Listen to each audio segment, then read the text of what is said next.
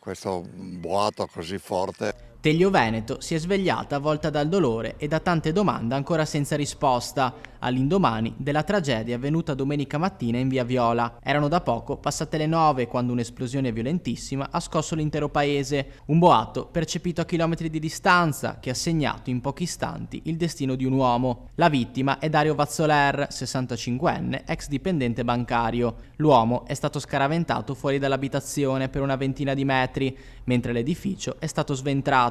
Le immagini, raccolte dalla nostra troupe, raccontano una casa spezzata, divisa a metà, muri collassati, stanze esposte, oggetti personali proiettati all'esterno.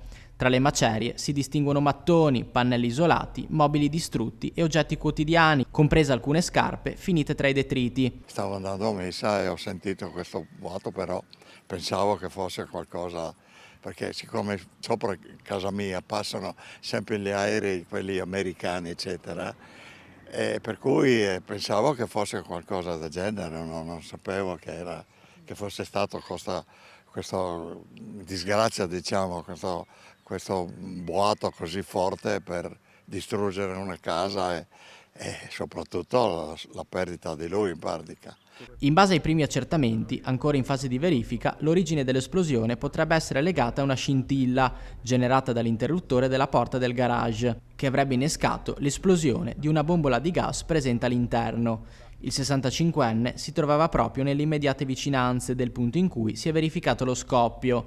Le conseguenze sono state purtroppo fatali. A chiedere aiuto è stata la moglie che al momento dell'esplosione si trovava al piano superiore ed era presente anche il giorno seguente sul posto insieme ai 2 figli, impegnata a recuperare alcuni detriti ancora sparsi all'esterno dell'abitazione. Sul luogo dell'accaduto sono intervenuti i vigili del fuoco, il personale sanitario del 118 e i carabinieri della compagnia di Portogruaro che stanno conducendo tutti gli accertamenti. L'ipotesi principale al momento resta quella di un incidente domestico, una tragedia improvvisa che lascia una casa distrutta, una famiglia spezzata e un'intera comunità ancora sotto shock.